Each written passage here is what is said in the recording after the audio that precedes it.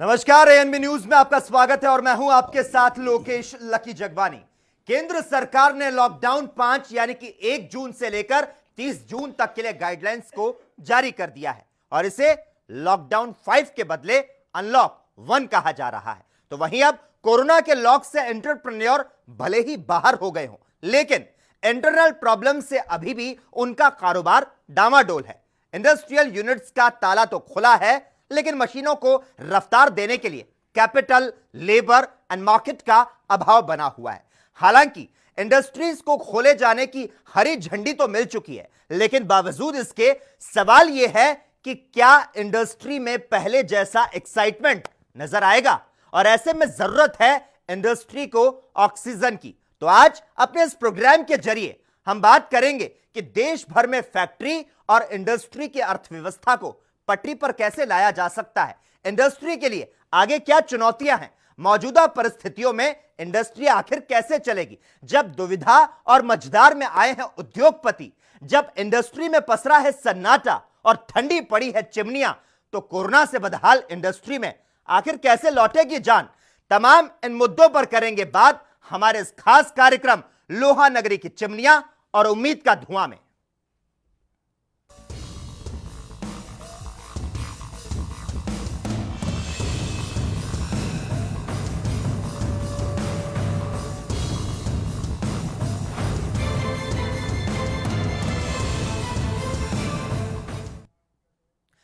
देश में 1 जून से लेकर 30 जून तक अनलॉक 1 रहेगा। देश में पहला लॉकडाउन 24 मार्च को लगाया गया था। तब से लेकर अब तक न केवल सरकार की अर्थव्यवस्था चरमरा गई, बल्कि उद्योग धंधों को भी ग्रहण लग गया। अब वो चाहे पंजाब के लुधियाना का होजरी उद्योग हो, जालंधर का खेल उद्योग हो, या फिर मंडी गोविंदगढ़ का लोह उद्योग। एक तरफ मजदूरों के सामने जहां रोजी रोटी का संकट है, तो वहीं उद्यमियों के सामने कामगारों का संकट है। यानी कि जो अंधेरा है वो दोनों तरफ है। कुल मिलाकर कोरोना के कारण लागू लॉकडाउन और कर्फ्यू के कारण पटरी से उतरी अर्थव्यवस्था और इंडस्ट्री धीरे धीरे पटरी पर तो आ जाएगी, लेकिन उद्योग धंधों का पहिया क्या रुका? मुसीबतों का पहाड़ टूट पड़ा। अब ऐसे में सवाल यह है कि उद्योग का पहिया आखिर कैसे चलेगा। मौजूदा परिस्थितियों में कैसे चलेगी इंडस्ट्री? सरकार को जमीनी स्तर पर देना होगा ध्यान। अगर व्यापारियों का जीएसटी सरकार के पास एडवांस जमा है, उसे तुरंत रिलीज करना चाहिए। जीएसटी का एडवांस पैसा वापस मिलने पर व्यापारियों को राहत मिल सकती है। सरकार इंडस्ट्रीज का बिजली पानी बिल माफ कर दे या फिर फिक्स चार्ज हटा दे। सरकार दूसरे सेक्टर को जिस तरह से पैकेज दे रही है, लघु उद्योगों के प्रति भी उदारता दिखानी चाहिए। उद्योगों को चलाने में मजदूरों की कमी आड़े ना आए। बैंक मझोले उद्यमियों को ब्याज मुक्त ऋण मुहैया करा दे। बैंकों के ब्याज में राहत मिलेगी तो जल्द ही उद्योग फिर से खड़े हो जाएंगे।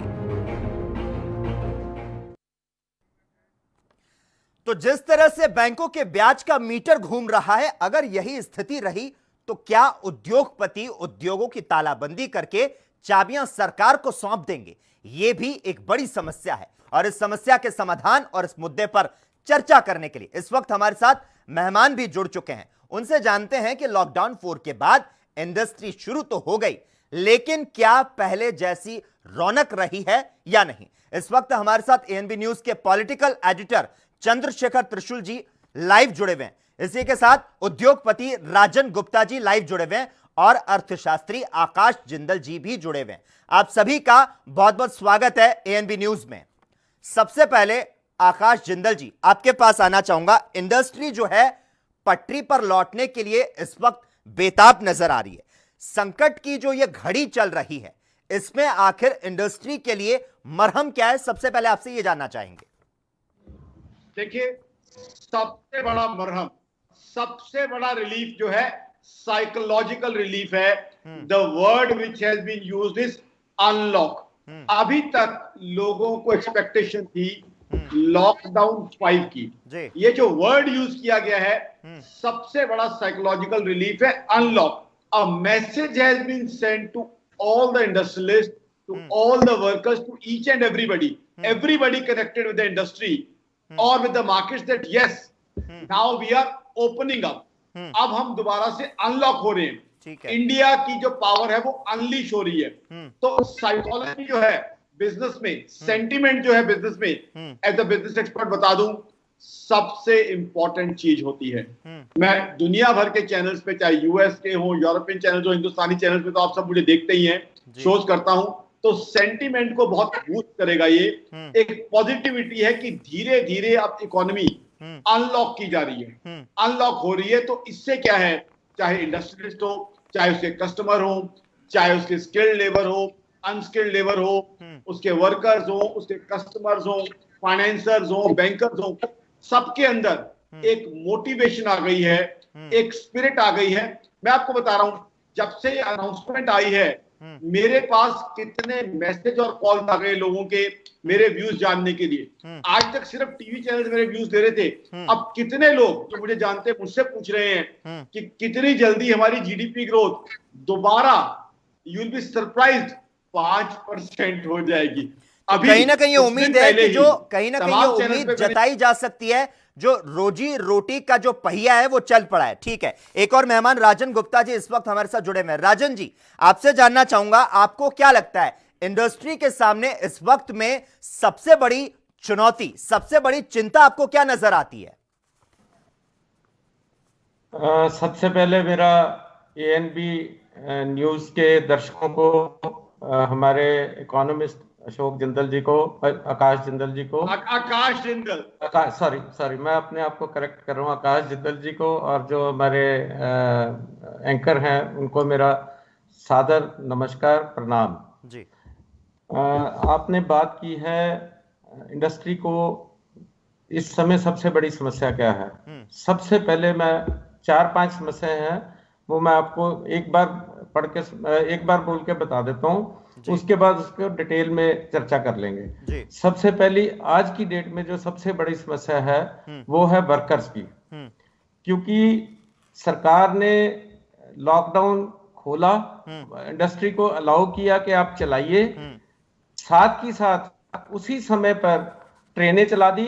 जो पलायन करके जो मजदूर थे, माइग्रेटरी वर्कर्स हैं, तकरीबन 90% जो वर्क फोर्स है हमारा, वर्कर्स हैं फैक्ट्रियों में, वो बाहरली स्टेटों से ही आते हैं, जैसे यूपी, बिहार, उड़ीसा, मध्य प्रदेश, बंगाल आदि आदि।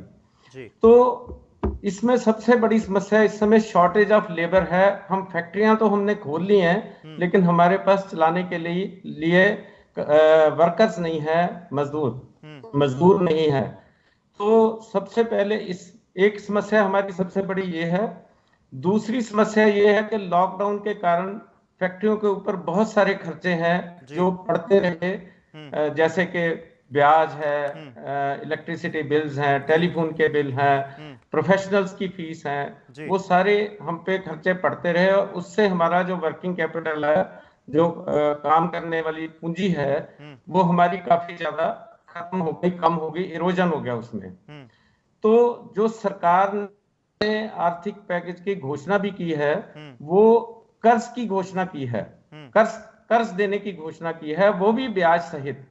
तो मेरा ये निवेदन है आपके माध्यम से, आपके चैनल के माध्यम से सरकार से, केंद्रीय सरकार से, 1 मिनट पूरा करने दीजिए आकाश जी।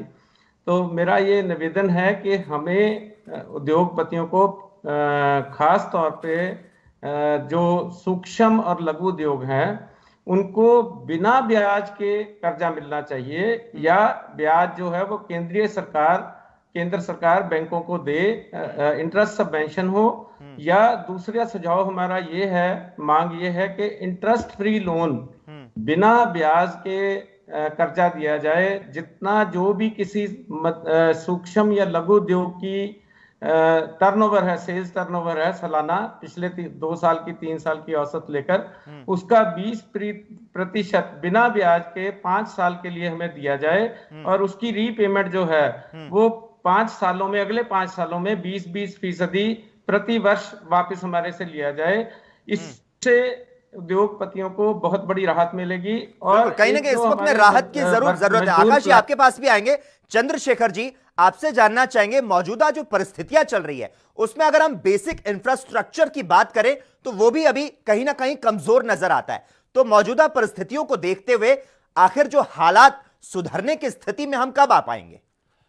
देखिए लकी, जिस तरह से हम आयरन कोर में आत्मनिर्भर हैं, लाइमस्टोन में आत्मनिर्भर हैं, हमें सिर्फ कोयला आयात करना पड़ रहा है, लेकिन जिस तरह के हालात आज हैं, अगर आप चाइना के तुलना में देखेंगे तो पहला देश है दुनिया का जो स्टील का उत्पादन ज़्यादा करता है हमसे, वहाँ सिर्फ 2% की कमी आई है इस पूरे क्राइसिस में, लेकिन हम 13 से ज़्यादा % पे नीचे आ गए, लुढ़क गए, झटका लगाए।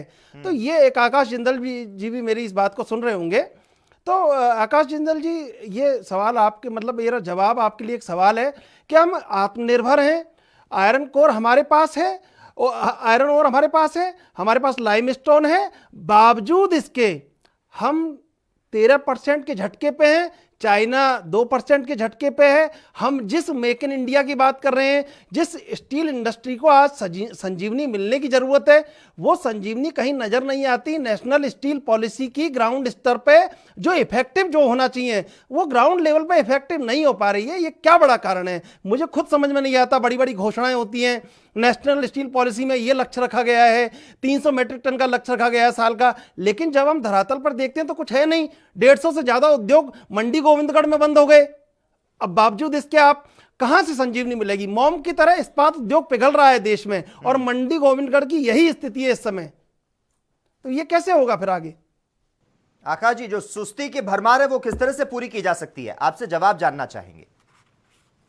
देखिए, बिल्कुल हमारे चंद्रशेखर जी ने बड़ा एक रेलेवेंट क्वेश्चन पूछा है। Let me tell you, Mandi Govindgarh used to be termed as Steel City of Punjab. This city used to be the pride of Punjab.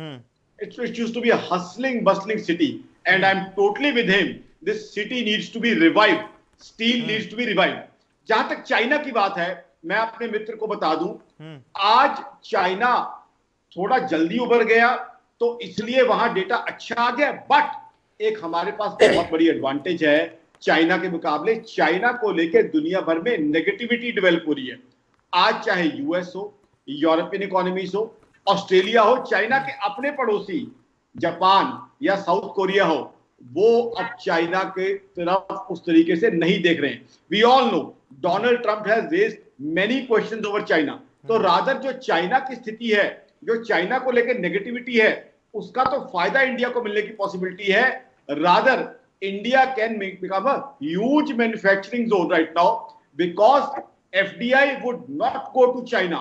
There is lot of negativity for China. आकाश जी बहुत अच्छी बात मैं आपकी समझ रहा हूं, लेकिन जिस तरह से आज एक संजीवनी की जरूरत है, मंडी गोविंदगढ़ का जो उद्योग है, आप अगर इसके इतिहास पर नज़र डालेंगे, आप वहाँ से पूरा अच्छी तरह उसको जानते हैं, बहुत नज़दीक से जानते हैं। जब आतंकवाद था तब भी उद्योग उभरा, और ऐसे क्राइसिस में जब आर्थिक मंदी का दौर था देश में 1991 में, तो अब भी मंडी गोविंदगढ़ में लगातार एक तरक्की का पूरा इतिहास रहा। लेकिन आज 150 से ज़्यादा इकाइयां लगातार बंद हो गई। जिस संजीवनी की जरूरत कहीं एक नेशनल स्टील पॉलिसी में मंडी गोविंदगढ़ एक माइलस्टोन हो सकता था, वो माइलस्टोन बनने के बहुत दूर तक कहीं आसार नजर नहीं आते। और छोटी छोटी बातों पर, ई बिलिंग से लेके तमाम चीज़ों पर, मिनिमम सरचार्ज पर उद्योगपतियों को लड़ना पड़ रहा है। अगर सरकार की एक पॉलिसी हो कि हम कैसे मंडी गोविंदगढ़ को एक माइलस्टोन बनाएं, तो एक अच्छा प्रयास हो सकता है या नहीं हो सकता? आप इसे किस तरह देखते हैं? बिल्कुल, I totally endorse you my brother.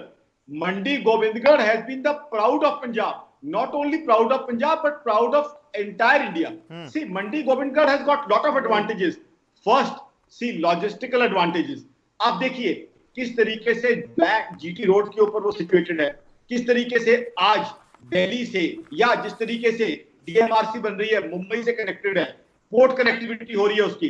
फिर पंजाब के लोग कितने इंडस्ट्रियस हैं, कितने एंटरप्राइजिंग हैं, और मंडी गोविंदगढ़ ने तो 80s में ही अपना लोहा पूरे देश के अंदर मनवा दिया था। यहाँ के एंटरप्राइजिंग लोगों की spirit was known through out the country. तो मंडी गोविंदगढ़ के रिवाइवल के लिए आकाश जी, मैं आपसे ये भी यहाँ पर जानना चाहूंगा, पूरी की पूरी अर्थव्यवस्था को ताला लगाना, इस तरह से इकाइयों का बंद हो जाना एक आसान फैसला तो नहीं कहा जा सकता, और अर्थव्यवस्था जो इस दौर में चल रही है, आपको क्या लगता है आने वाले दिनों में चाहे वो पंजाब की सरकार हो या फिर केंद्र सरकार, कितनी कठिन चुनौती हो सकती है इनके लिए? देखिए, चुनौती तो कठिन है। Let's face the reality. हम let's not kid with ourselves. Reality is there is a tough challenge facing us. आज कुछ सच्चाइयां आप लोगों को बता दूं। आरबीआई ने कहा है कि हमारी growth rate it can be negative. Barclays और मूडीज जैसी ऑर्गेनाइजेशन कह रही है 0% जीडीपी ग्रोथ। सीएमआई हमारी अपनी बॉडी कह रही है 27.1% अनएम्प्लॉयमेंट है करंटली। ये कुछ दिन पहले का डेटा है। आईएलओ, इंटरनेशनल लेबर ऑर्गेनाइजेशन, जो यूएन की बॉडी है, वो बता रही है 40 crore Indian workers in informal sector could be pushed deeper into poverty. So let's face the reality. It is a huge challenge facing us. तो गवर्नमेंट की तरफ से कई एफर्ट्स की रिक्वायरमेंट है। अब मुझे 30 सेकंड का समय चाहिए, और खासकर ये मेरे इंडस्ट्रियलिस्ट दोस्तों के लिए मांग रहा हूं चीजें में। सबसे पहले तो जीएसटी रिडक्शन होनी चाहिए। जीएसटी रिडक्शन होगी तो चीजों के प्राइस कम होंगे, प्राइस कम होंगे तो चीजों की डिमांड बढ़ेगी। इंडिया की इकोनॉमी की स्ट्रेंथ है डिमांड और कंजम्पशन। इनकम टैक्स के रेट कम होने चाहिए। इनकम टैक्स के रेट कम होंगे तो मिडिल क्लास की बाइंग पावर बढ़ेगी। Now in case one person goes and spends, 50 other people are going to benefit from that. उसके अलावा water and electricity bills they should be waived of.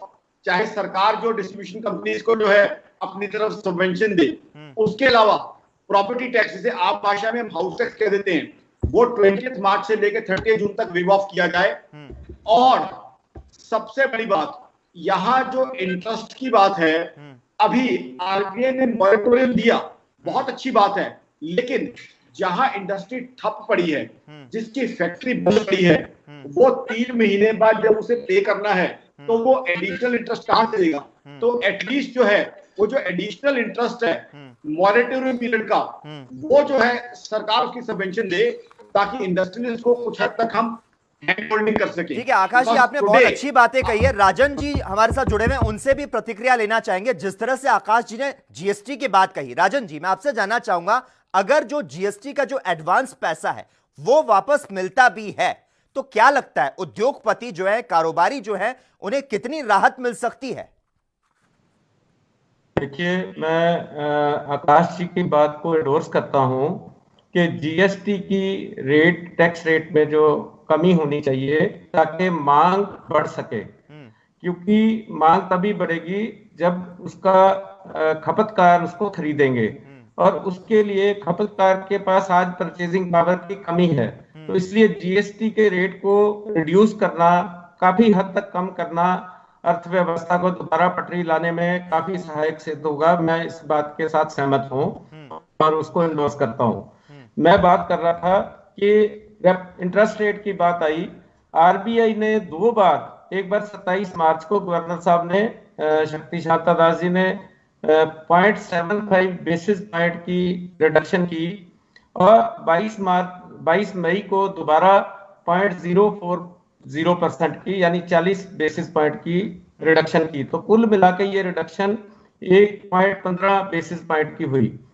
लेकिन मुझे ये कहते हुए दुख हो रहा है कि ये जो आरबीआई ने इंटरेस्ट रेट कम किया, वो इंडस्ट्री को पास ऑन नहीं किया बैंकों ने। तो मेरी ये मांग है कि आरबीआई बैंकों को ये मैंडेटरी करे कि वो सूक्ष्म और लघु उद्योगों को ये रेपो रेट का जो इंटरेस्ट रेट में जो बेसिस 1.15 बेसिस पॉइंट की कमी की है, वो मैंडेटरी तौर के ऊपर सूक्ष्म और लघु उद्योगों को पास ऑन करे, ताकि उसको उसका फायदा मिल सके, बिना किसी शर्त के, बिना किसी 3 महीने की 6 महीने की रिव्यू करने की क्लॉज के।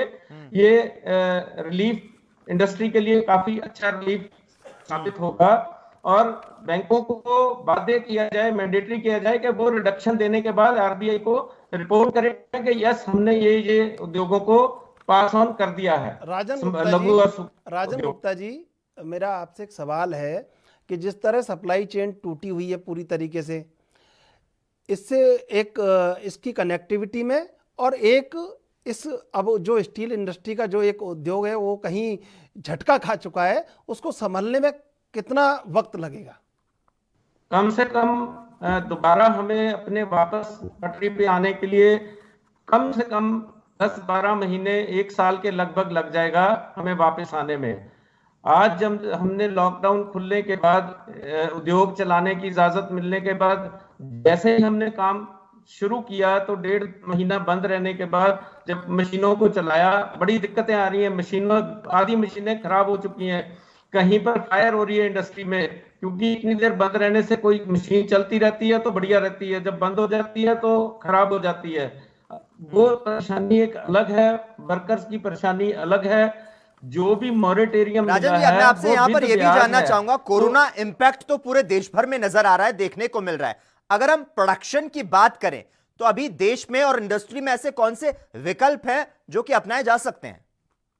यस, इंडस्ट्री में यदि उत्पादन को बढ़ाना है तो लागत भी बढ़ानी पड़ेगी, डिमांड भी बढ़ानी पड़ेगी। मजदूरों को, जो वर्कर्स को निशुल्क उनके गांव, उनके प्रदेश भेजा गया है, वहीं से जो आना चाहते हैं मजदूर स्वेच्छा से या उनको प्रेरित करके वापस उद्योगों में भेजा जाए, पंजाब में भेजा जाए, लुधियाना की इंडस्ट्री में भेजा जाए, तभी हम इंडस्ट्री को, कारखानों को तभी ठीक ढंग से चला पाएंगे। बिना मजदूर के इंडस्ट्री नहीं चल सकती, और बिना मजदूरों के हमें एक और परेशानी का सामना करना पड़ रहा है कि हमारा जो ऑफिस स्टाफ है, एडमिनिस्ट्रेशन का स्टाफ है, वो सारा लोकल है, और जो वर्क फोर्स है वो हमारी सारी माइग्रेटरी है। तो अब लेबर तो, वर्कर तो है नहीं, और स्टाफ का खर्चा हमें पड़ रहा है, सैलरी पड़ रही है, तो हम तो और डूब रहे हैं कर्ज में। जो मॉरेटोरियम दिया है उसका लाभ नहीं है, उससे तो कारखानेदार और दब रहा है, क्योंकि उसको 3 महीने के बाद ब्याज सहित पैसा वापस करना है, ब्याज के ऊपर भी ब्याज देना है। तो इसलिए जैसा कि आकाश जी ने कहा कि मॉरेटोरियम चाहिए, मॉरेटोरियम के साथ इंटरेस्ट की सबवेंशन चाहिए। तो आकाश जी ने 3 महीने के लिए बोला, मेरे ख्याल से मेरी मांग ये है कि कम से कम 1 साल हमें ब्याज में छूट मिलनी चाहिए, इंटरेस्ट सबवेंशन सरकार को देनी चाहिए, तभी पूंजी हमारे पास कुछ आएगी और तभी हम काम चला पाएंगे और फैक्ट्रियों को वापस पटरी के ऊपर ला पाएंगे। चंद्रशेखर जी, आपके पास आना चाहूंगा। अनलॉक 1 जो है वो लागू हो गया, आपको क्या लगता है अनलॉक 1 के बाद भारत की तस्वीर क्या होगी? आखिर कब तक हमारा भारत फिर से रफ्तार को पकड़ पाएगा? देखिए लकी, तमाम इन चीज़ों को आप देखेंगे तो एक जो सप्लाई चेन उद्योग की जो बात हो रही है, खुद प्रधानमंत्री जो बात कर रहे हैं कि सप्लाई चेन को, डिमांड को प्रॉपर किया जाएगा, इंटीग्रिटी को, कनेक्टिविटी को प्रॉपर किया जाएगा।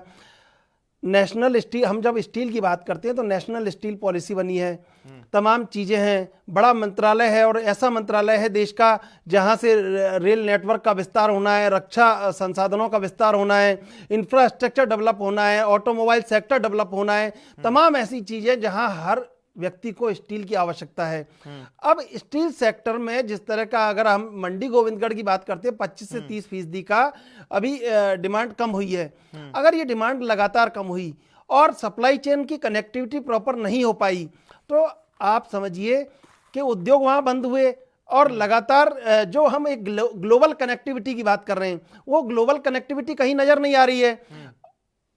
नेशनल स्टील पॉलिसी में कहा गया है कि R&D कीजिए और रिसर्च एंड डेवलपमेंट कीजिए, उसमें पैसा लगाइए, रिसर्च एंड डेवलपमेंट करके देखिए ग्लोबल कनेक्टिविटी कैसे हो सकती है, अपनी टेक्नोलॉजी को अपग्रेड कीजिए। ये तमाम बातें हैं जो सिर्फ कहने सुनने में अच्छी लगती हैं। जब ग्रास रूट लेवल पर आप इन चीज़ों को देखते हैं, व्यापारी जिस तरह लड़ रहा है, व्यापारी जिस तरह छोटी छोटी चीज़ों की मांग कर रहा है, आप मिनिमम सरचार्ज से लेके तमाम ऐसी चीज़ें हैं, GST है, तमाम ऐसी चीज़ें, एक पैकेज अगर आपने उद्योगपति को नहीं दिया तो आप उद्योगों के सुधरने की संभावना को उस तरह नहीं देख सकते। चाइना में 2% झटका खाया है, अगर हम 13% झटका खा चुके हैं तो हमें अब तुरंत एक ऐसी संजीवनी, एक ऐसे पैकेज की आवश्यकता है स्टील इंडस्ट्री के लिए जो इस स्टील इंडस्ट्री को उबार सके, और स्टील इंडस्ट्री जो देश का एक कहीं नेतृत्व करती है, कहीं पूरी दुनिया में दूसरे पायदान पे है, वो अपना दमखम कहीं दिखा सके। तो कहीं ना कहीं जो उद्योग है, जो इंडस्ट्री है, आज की तारीख में उन्हें कहीं ना कहीं एक राहत पैकेज की जरूरत है। आकाश जी, मैं आपके पास आना चाहूंगा। जिस तरह से उद्योग की बात हो रही है, जो कोरोना की मार पड़ी है, उससे कहीं ना कहीं जो बड़े उद्योगपति हैं, बड़े उद्योग हैं, वो तो इसे सह लेंगे। अगर हम लघु उद्योग की बात करें, उनका क्या कुछ असर नजर आ सकता है इस लॉकडाउन से? देखिए, जो लघु उद्योग हैं, which are termed as MSME, let me tell you brother, they are the backbone of our country. ये हमारी देश की रीढ़ की हड्डी है। ये वो लोग हैं जो सबसे ज्यादा एम्प्लॉयमेंट अपॉर्चुनिटीज प्रोवाइड करते हैं, और हमारा डोमेस्टिक एंटरप्रेन्योर इन्हीं बिजनेसेस में लगा हुआ है। यहाँ बात हो रही है गोविंदगढ़ की, और मुझे बड़ी खुशी हो रही है कि उस शहर की बात हो रही है जो मेरे दिल के बहुत करीब है। अगर गोविंदगढ़ की स्टील इंडस्ट्री को हम रिवाइव कर देते हैं, तो मेरी ऑर्गेनाइजेशन akashjindal.in आपको पूरा डेटा दे सकती है। ये लोग पूरे पंजाब की जीडीपी को रिवाइव कर सकते हैं, जीएसडीपी को रिवाइव कर सकते हैं, पर कैपिटा इनकम को रिवाइव कर सकते हैं, लाइफस्टाइल्स को रिवाइव कर सकते हैं पूरे पंजाब के अंदर, इकोनॉमी के अंदर। आज देखिए पंजाब की इकोनॉमी क्या हालत है। थोड़े बड़े लेवल पे जाता हूं, जब पंजाब की बात करें Chandrashekhar ji, today my lovely state doesn't have, आज इतनी अच्छी खुशहाल स्टेट हुआ करती थी मेरी when I used to be a child in this state, कि आज हमारी स्टेट के पास लोन छोड़िए, इंटरेस्ट जो है सर्व करने देने का पैसा नहीं है। आज जो है लोन की रिपेमेंट तो छोड़िए, इंटरेस्ट सर्विसिंग का भी पैसा नहीं है। तो इस तरह की ये स्टील इंडस्ट्री के लिए गोविंदगढ़ टाउन जाना जाता था, पंजाब में ही नहीं पूरे देश में। तो आई थिंक सबसे इंपॉर्टेंट तो ये है कि सेंट्रल गवर्नमेंट इन लोगों के साथ डायलॉग करे, कम्युनिकेट करे, इन लोगों के साथ इनको रीच आउट किया जाए, इन लोगों की बात सुनी जाए, they should be heard out. मैं खुद तमाम जो है टीवी चैनल्स पे कैबिनेट मिनिस्टर्स के साथ शो करता हूं, मैं खुद इन लोगों की बातें वहां पहुंचाने की कोशिश करूंगा। आकाश जी, दिस सिटी, मेरा एक सवाल है आपसे। आकाश जी, आप मेरी आवाज को सुन पा रहे हैं? बिल्कुल सुन पा रहा हूं जी। आकाश जी, तमाम रिसर्च हुई है, तमाम तरह की बात होती रही है, लेकिन पिछले तकरीबन एक दशक को आप देखेंगे तो जो एक डायलॉग कहीं एक डेवलप होना था, वो कहीं डेवलप नहीं हो पा रहा है। महज बात चल रही है। अगर वो डायलॉग डेवलप होता तो कहीं ना कहीं कोई एक असर उसका दिखता, वो असर कहीं नहीं दिखता। तो वो क्या बड़ा कारण है कि वो असर दिखे, एक डायलॉग डेवलप हो? क्या कमी नजर आती है आपको कि कहाँ कमी रह गई है सरकार की, या कहीं उद्योगों की, या उद्योगपतियों की? देखिए, कहीं ना कहीं communication, as you have rightly pointed out, last year जब मैंने तमाम कई कैबिनेट मिनिस्टर्स के साथ शो किए, तो उस समय मैंने यही बात रखी कि आप बिजनेसमैन को, इंडस्ट्रियलिस्ट को लिसन टू हिम, उसके साथ बैठिए। यही चीज जब हुई थी, जब जीएसटी इंप्लीमेंट हुई थी, मैं back to back TV shows कर रहा था। My organization akashjindal.in told the government that listen to the businessman, communicate to him, reach out to him। तो कहीं ना कहीं कम्युनिकेशन बहुत इंपॉर्टेंट है। देखिए आज क्या है, आज देखें यूरोप में, यूएस में कई जगह इंडस्ट्रियलाइजेशन को ग्रोथ दी गई। अब तो D10 की बात हो रही है, चाइना ने ग्रोथ दी। यहां एक क्लासिक एग्जांपल है गोविंदगढ़ जैसा टाउन। 80s में देखिए क्या हसल एंड बसल थी इस टाउन में। This town used to be known for steel, this was the steel city. आज वो स्टील सिटी वाला जो टाउन था वो डिक्लाइन पे आया है, बट कहीं ना कहीं कम्युनिकेशन एंड रीचिंग आउट नहीं हुआ है। तो I think communication is something which the central government as well as the state government needs to do. Plus, of course, the industry association, जो businessman की association है, उनको भी करना चाहिए, and we need to communicate. दूसरा जो हमारे दोस्त बात कर रहे थे RBI की, वहां थोड़ा सा उन्हें अपडेट कर दूं। ये जो इंटरेस्ट रेट रिडक्शन है, that is not being done by RBI, that is being done by a body called MPC, Monetary Policy Committee, जिसके अंदर RBI और सेंट्रल गवर्नमेंट दोनों के रिप्रेजेंटेटिव होते हैं। Transmission, of course, transmission is very important. It must reach out to the industrialists. So I think communication is very important. Rather, whatever I have heard, I do TV shows with lot of cabinet ministers. I would also try to make all these things be communicated to the ministers, because yes, this steel city is very important. कहीं ना कहीं जो बदहाली की दास्तां है व्यापारियों की, वो भी हम यहां पर सुनेंगे। धन्यवाद आकाश जी। राजन जी, बहुत बहुत धन्यवाद आपका एएनबी न्यूज में अपना समय देने के लिए। तो कुल मिलाकर बात यह है कि जो कोरोना संकट चल रहा है उससे देश तो कहीं ना कहीं परेशान है, और जो अर्थव्यवस्था है उसे भी पटरी पर लाने की जरूरत है, क्योंकि इस वक्त जो उद्योगपति हैं, जो उद्योग है, उनका गणित है वो गड़बड़ाया हुआ है और उसे सुधारने की जरूरत है। लोहा नगरी की चिमनियां और उम्मीद का धुआं लगातार जारी रहेगा, लेकिन हम यहां रुकते हैं एक छोटे से ब्रेक के लिए।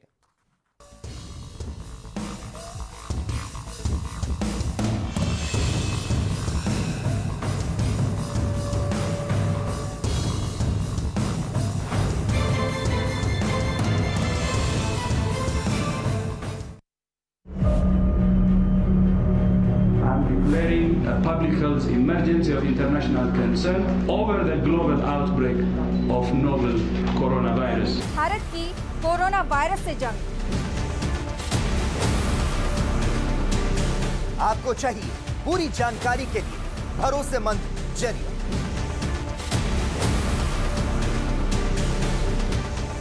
जानकारी जो अफवाहों पर ना हो। 24 घंटे 7 दिन लगातार। एक टीम जो आप तक पहुंचा रही है कोरोना वायरस से जुड़ी हर खबर, सिर्फ एएनबी न्यूज पर।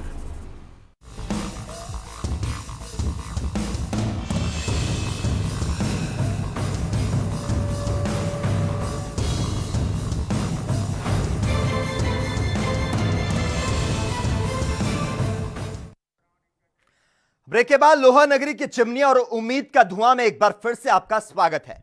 कोरोना संकट के चलते देश पिछले करीब 70 दिनों से लॉक है, और इस लॉकडाउन का सबसे ज्यादा असर जहां मजदूर वर्ग को हुआ, तो वहीं उद्योग जगत भी इससे अछूता नहीं रहा। तो वहीं अगर बात करें एशिया की सबसे बड़ी लोहा नगरी की, तो लाखों लोगों का पेट भरने वाली यह इंडस्ट्री आज बदहाली के आंसू बहा रही है। एक रिपोर्ट देखिए।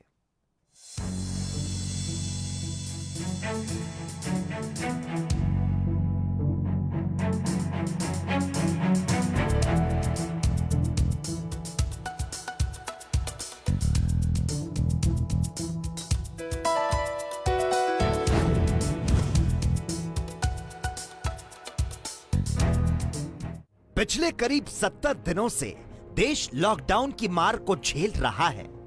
इस दौरान कई उद्योग धंधे पूरी तरह से चौपट हो गए, जिसके चलते करोड़ों मजदूर और कर्मचारी बेरोजगार हो गए। इसी कड़ी में अगर बात करें एशिया की सबसे बड़ी लोहा नगरी और इंडस्ट्रियल एरिया मंडी गोविंदगढ़ की, तो यहां लॉकडाउन की सबसे बड़ी मार पड़ी है। यहां लॉकडाउन के दौरान जहां सभी उद्योग धंधे बंद हो गए, तो वहीं पूरे देश में यहां रोजी रोटी की तलाश में आए मजदूर बेरोजगार हो गए, जिससे उन्हें खाने पीने के लाले पड़ गए और ऊपर से कमरों का किराया और बिजली का बिल। बता दें, लोहा नगरी मंडी गोविंदगढ़ में सैकड़ों इंडस्ट्री है और यहां देश भर से मजदूर रोजी रोटी की तलाश में आते हैं। लेकिन करीब 70 दिनों से उद्योग धंधे बंद होने से फैक्ट्रियों में काम करने वाले मजदूर बेरोजगार हो गए। भुखमरी के चलते इनमें से ज्यादातर मजदूरों ने तो पलायन कर दिया, और जो मजदूर बचे वो फैक्ट्रियां खुलने का इंतजार कर रहे हैं। हालांकि सरकार की गाइडलाइंस के मुताबिक कुछ फैक्ट्रियां और उद्योग धंधे खुल चुके हैं, लेकिन अब फैक्ट्री मालिकों का कहना है कि उनके पास मजदूर न होने की वजह से उन्हें दिक्कतों का सामना करना पड़ रहा है, और दूसरा, जो मजदूर उन्हें मिल रहे हैं वो ज्यादा पैसा मांग रहा है।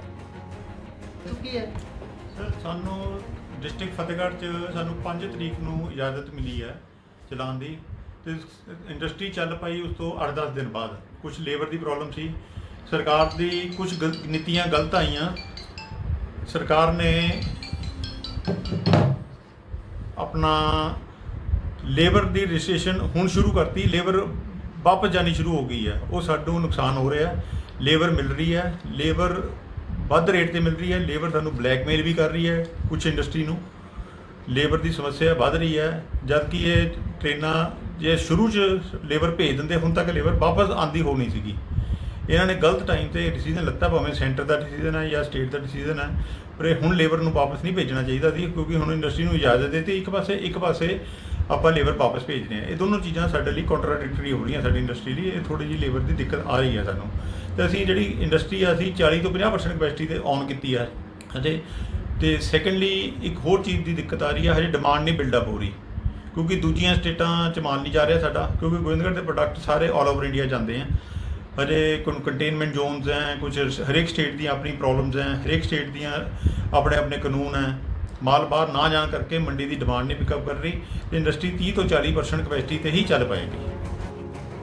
हमने आज से पहले बड़ी इंडस्ट्री वालों और फर्निश एसोसिएशन वालों से बात की है।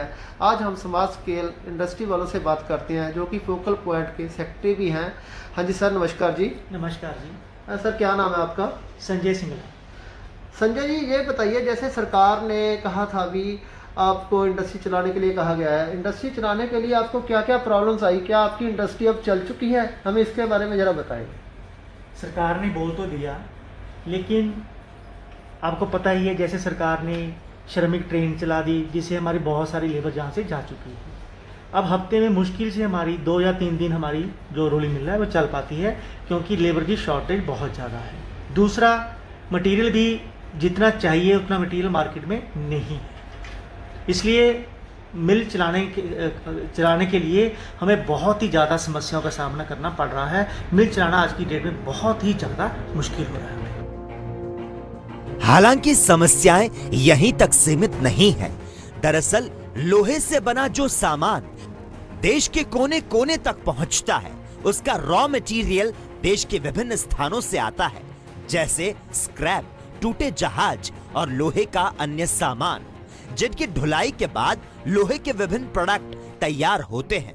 ये सामान लॉकडाउन के चलते दूसरे राज्यों से नहीं पहुंच पा रहे, जिससे उत्पादन क्षमता कम हुई है।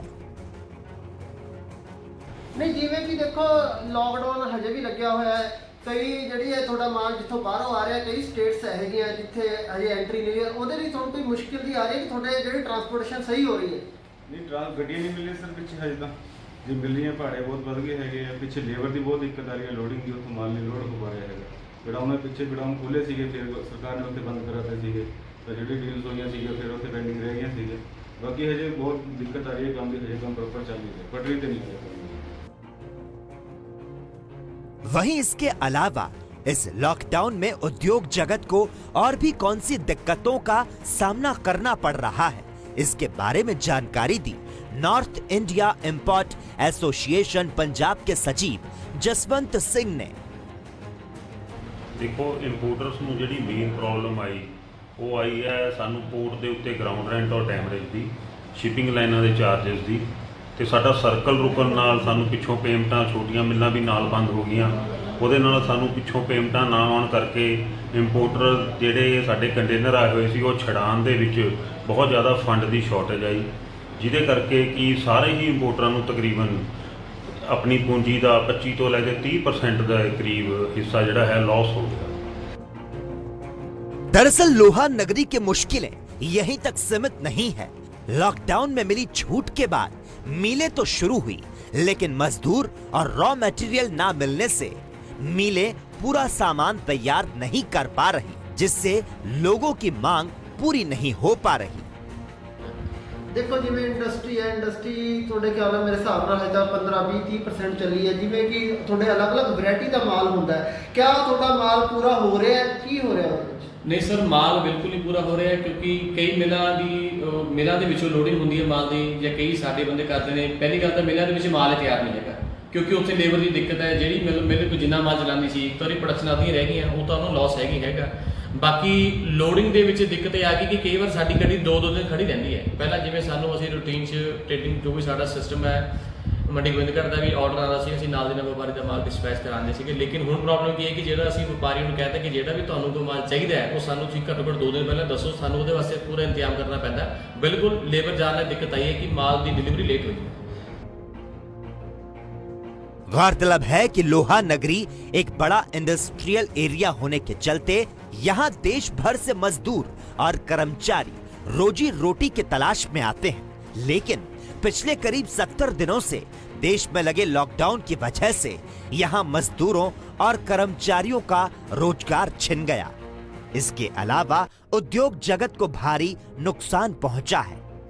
अब देखने वाली बात होगी कि आखिर कब तक लोहा नगरी को इस लॉकडाउन की मार से जूझना पड़ेगा और कब तक इंडस्ट्री पटरी पर लौटती है। मंडी गोविंदगढ़ से कृष्ण वर्मा की रिपोर्ट, ANB न्यूज।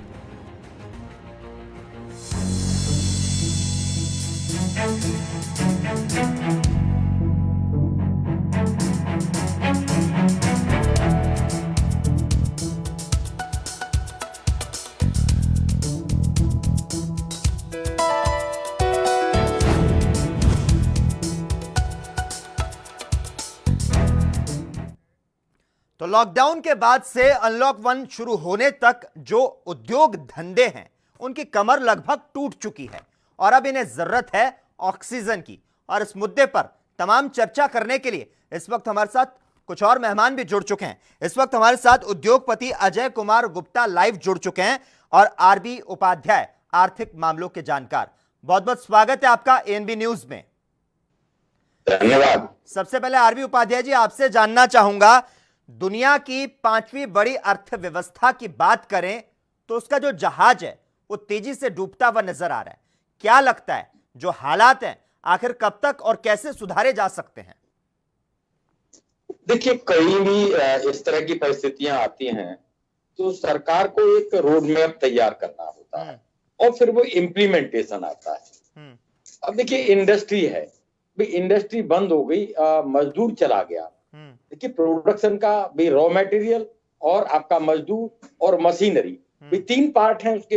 अब देखिए, मशीनरी भी अभी 1.5-2 महीने से बंद पड़ी है, तो उसको कहीं ना कहीं अभी एक साथ चालू करने के लिए पहले रेडी करना पड़ेगा। उसका जो भी एक सर्विसिंग और वो सारी चीजें, वो खर्चे आएंगे। प्लस मजदूर देखिए उस समय चला गया, पलायन कर गया है, तो मजदूर भी एक इम्पोर्टेंट पार्ट है। उसको किस तरीके से वापस लाया जाए और जिससे कि इंडस्ट्री, और फिर जो रॉ मटेरियल है, मान लीजिए आप भी लोहा आयस की बात करते हैं तो भी रॉ मटेरियल कहाँ से आएगा, कैसे आएगा, उसको मैनेज करना, ट्रांसपोर्ट मैनेज करना, तो एंगल पे युद्ध स्तर पर काम करना होगा। तो इंडस्ट्री बहुत जल्दी भी लाइन पे आ सकती है। अगर एक भी पार्ट हम छोड़ देते हैं, मान लीजिए मजदूर नहीं आता या रॉ मटेरियल नहीं मिलता, तो प्रोडक्शन इतनी जल्दी शुरू नहीं हो सकता और उस स्तर पर नहीं शुरू हो सकता। दूसरा जो अर्थव्यवस्था का जो मेन पहलू होता है, मांग। देखिए, मार्केट में क्या है, बेरोजगारी बढ़ी है, भी मजदूर हैं, उनकी मजदूरी, उन्हें मजदूरी नहीं मिली तो उनकी जेब में पैसा नहीं है। तो सरकार का दायित्व है कि भी मांग उत्पन्न करने के लिए बाजार में कैश पैसा एक्चुअल में आदमी के हाथ में पहुंचेगा तो वो खरीदारी करेगा, मांग बढ़ेगी तो उत्पादन भी एक्चुअल में अपने आप में अभी कहीं ना कहीं खपत उसकी बढ़ जाएगी। और तीसरा देखिए, अभी तक जो हम देख रहे हैं कि जो भी पैकेज आए हैं, देखिए पैकेज के नाम पे एक छलावा ज्यादा नजर आता है कि हमने 3 महीने के लिए मान लीजिए ESI बंद कर दी, EMI आप, अरे EMI लेकिन 3 महीने बाद मुझे मैं इंटरेस्ट विद इंटरेस्ट देनी होगी, तो उसका बेनिफिट मुझे क्या मिला? यानी मेरे पास तो और अतिरिक्त भार पड़ गया, ब्याज के ऊपर ब्याज का। तो मैं आपका भी जो भी पैनलिस्ट है उन सबसे बात से बिल्कुल सहमत हूं कि सरकार को इस पर विशेष ध्यान देना होगा। और अगर सरकार ध्यान देगी तो देखिए, चाइना के जो अगर हम विश्व परिदृश्य में देखें तो बहुत सारी इंडस्ट्री चाइना से अपनी यूनिट शिफ्ट करना चाहती है। और देखिए, ऐसे ही गारमेंट के क्षेत्र में हुआ था, बांग्लादेश ने बहुत अच्छा किया था और वहां पर एक सस्ता श्रम मिला और वहां इंडस्ट्री ट्रांसफर हुई और आज वो बिल्कुल जो जीरो था बांग्लादेश, वो मैन्युफैक्चरिंग करके और एक्सपोर्ट में अपना एक अच्छा रोल निभा रहा है। तो एक गोल्डन पीरियड हमारे पास चाइना से जो शिफ्ट करना चाहते हैं यूनिट, उनको हिंदुस्तान में किस तरीके से लाया जाए, वो रोड मैप बनाना, उन्हें क्या क्या सुविधाएं दी जाए जिससे वो यहाँ पर काम कर पाए। ठीक है, तो अजय ऐसा गुप्ता नहीं जी है कि आपके पास आते लाइन पे हैं। नहीं अजय लाए। गुप्ता जी, आपसे जानना चाहूंगा, इस लॉकडाउन के बाद से और अनलॉक 1 तक आपको क्या लगता है इंडस्ट्री को आखिर कितना बड़ा नुकसान हुआ है? तो साथ ही आपसे यह भी जानना चाहूंगा, सरकार से आप क्या कुछ मांग करना चाहते हैं इस कार्यक्रम के जरिए?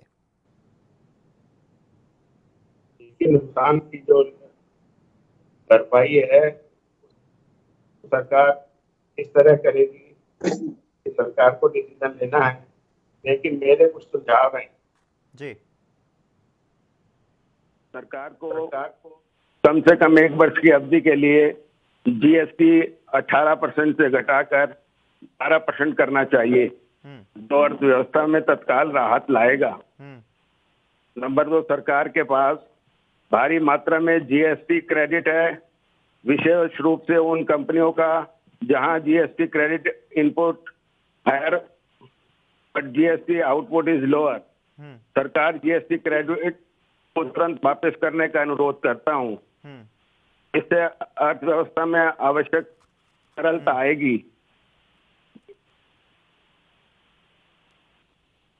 जी।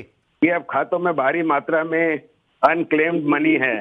सरकार को इस पैसे का उपयोग 30 जून तक काम पर लौटने वाले निजी क्षेत्र के श्रमिकों को लॉकडाउन अवधि की मजदूरी का भुगतान करने के लिए करना चाहिए। यह मालिकों के लिए बड़ी राहत होगी और साथ ही श्रमिकों को काम पर लौटाने के लिए प्रोत्साहन भी देगा। अधिकांश प्रवासी श्रमिक यूपी बिहार से हैं। सरकार इन 2 राज्यों में नए उद्योग के लिए 10 वर्ष के लिए जीएसटी 50% एक्सेम्पशन का विशेष पैकेज लाना चाहिए, जैसा कि कुछ साल पहले हिमाचल उत्तराखंड को दिया गया था। यह निश्चित रूप से प्रवासी संगठनों ठीक है अजय गुप्ता जी, आपके पास आएंगे। आरबी उपाध्याय जी, आपसे मैं जानना चाहूंगा, लगातार अर्थव्यवस्था में गिरावट जो है वो यहां पर नजर आ रही है, लेकिन अब अगर हम जून की बात करें, जब अनलॉक 1 शुरू हो चुका है, आपको क्या लगता है इस जून के महीने में अर्थव्यवस्था में कितने प्रतिशत की गिरावट अब और आ सकती है?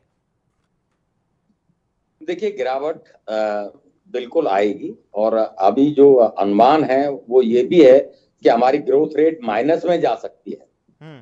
और देखिए, एक्सेप्ट करने में कोई बुराई नहीं है, बजाय मैनिपुलेट करने के, कैलकुलेट करने के। क्यों? ये दिख भी रहा है कि जो फैक्ट्रियां हैं वो बंद हैं, जब उत्पादन ही नहीं हो रहा है, कहीं भी चले जाइए, कोयला उत्पादन है या जो लोहा था, जब मजदूर नहीं है, तो डेफिनेटली वहां एक स्लम्प आना है। और डेफिनेटली वो कितना आएगा ये सरकार की उसके ऊपर तैयारी के ऊपर डिपेंड करता है कि सरकार ने, ठीक है, भी चाहती है कि भी इंडस्ट्री चालू हो, लेकिन इंडस्ट्री चालू होने के लिए जो परिस्थितियां अनुकूल होनी चाहिए उन पर कितनी त्वरित कार्रवाई हुई और कितनी कार्रवाई हुई, ये सुनिश्चित करेगा कि भी हमारी जो जीडीपी है वो कितनी माइनस में जाएगी और कितनी बढ़ पाएगी। ये उस कार्यान्वयन के ऊपर डिपेंड करता है।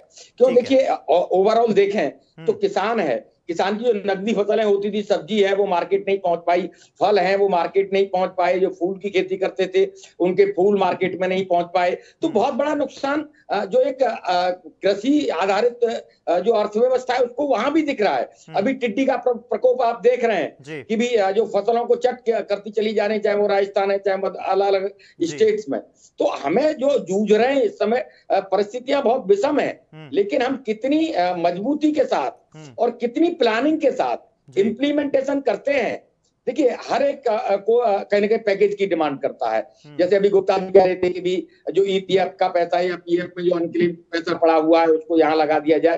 देखिए, बहुत सारे तरीकों से सरकार अगर मैनेज करना चाहे, फंड मैनेज होते हैं।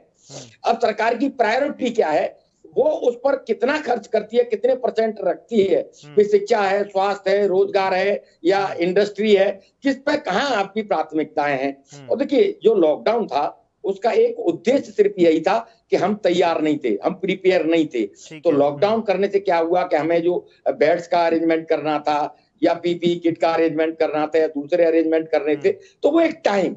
अब लेकिन हमने कितना किया ये सबके सामने है।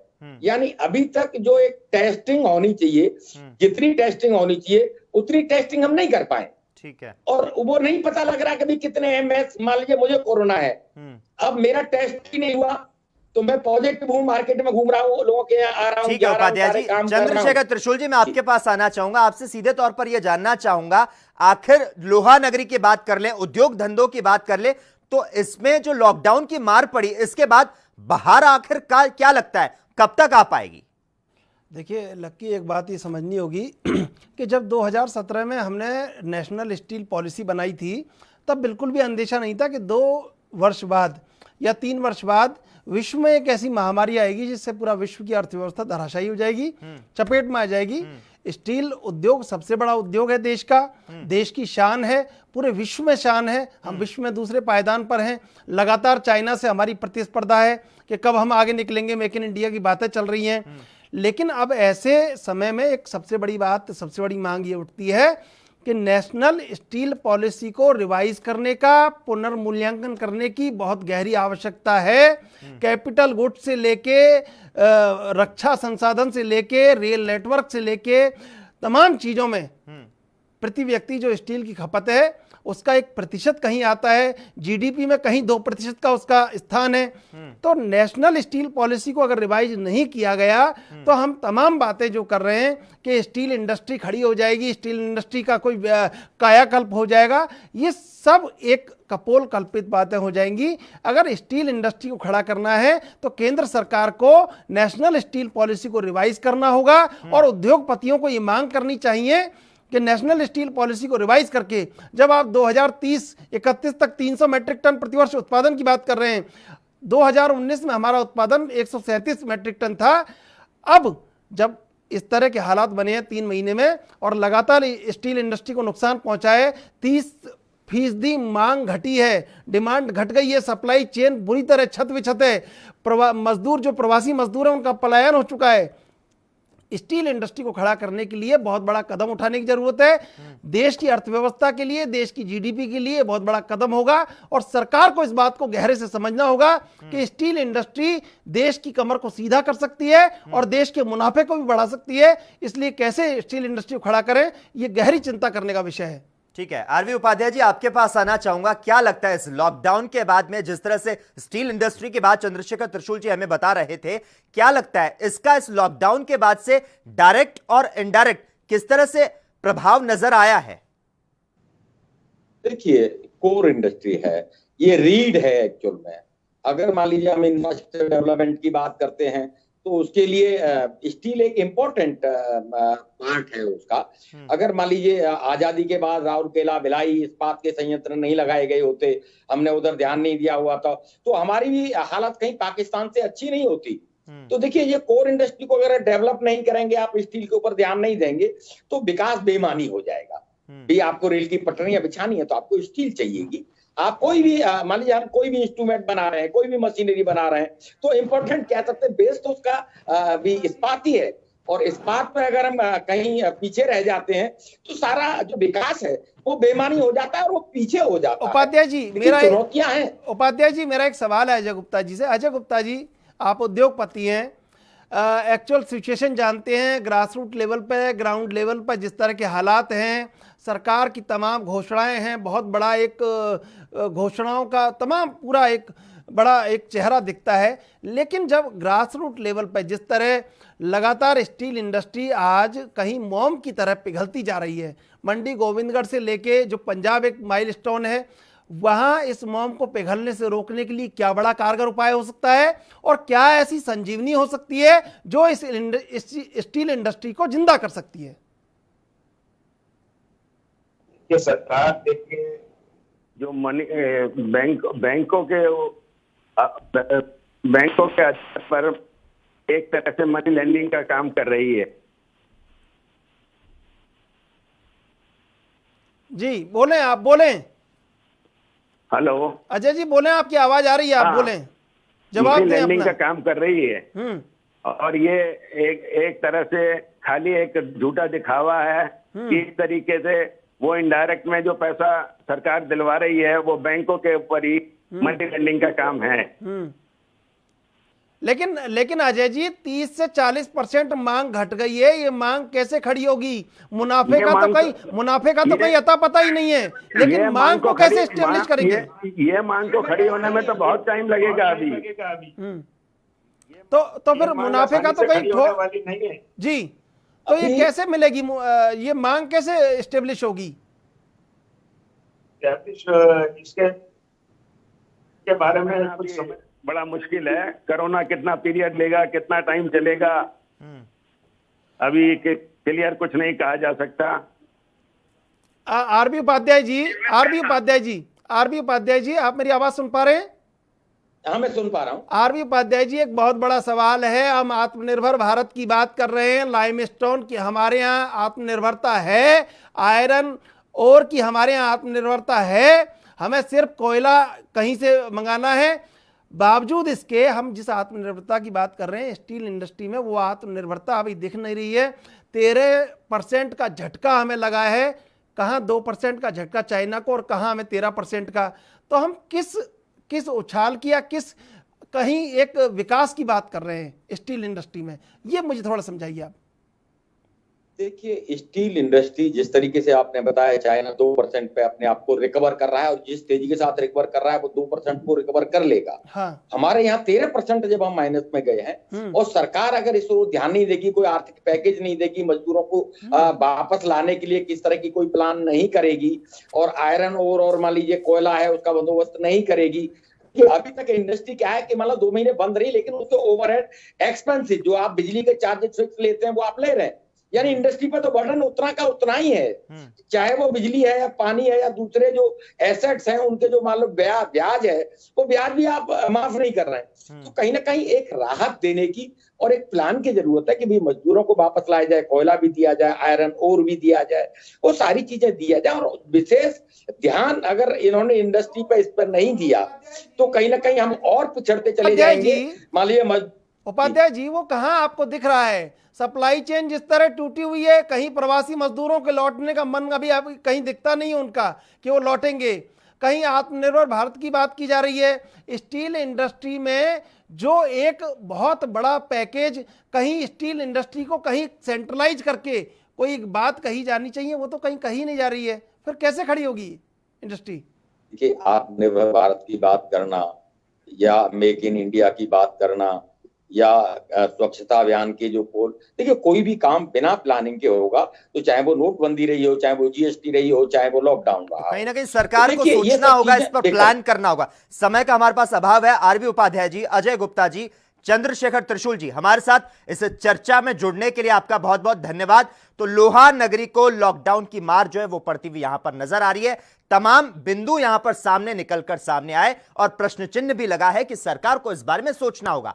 तो अनलॉक 1 शुरू होने से इंडस्ट्री ने अब रफ्तार पकड़नी कहीं ना कहीं शुरू तो कर दी है, चिमनियां, धुआं भी उगलने लगी है। दोबारा कारोबार पटरी पर लौटने को लेकर उद्योगपति इंतजार में है। तो वहीं दूसरी तरफ यह चिंता भी सता रही है कि डिमांड और सप्लाई का संतुलन नहीं बना तो क्या व्यापार प्रभावित हो सकता है। ऐसे में उम्मीद है कि नई उद्योग नीति की घोषणा हो जो कि उद्योगों के लिए लाभकारी हो सके। इसी के साथ ही हमारे खास कार्यक्रम लोहा नगरी की चिमनियां और उम्मीद का धुआं में बस इतना ही। लेकिन देश और दुनिया की तमाम अहम खबरों के लिए लगातार आप जुड़े रहिए और देखते रहिए ANB न्यूज।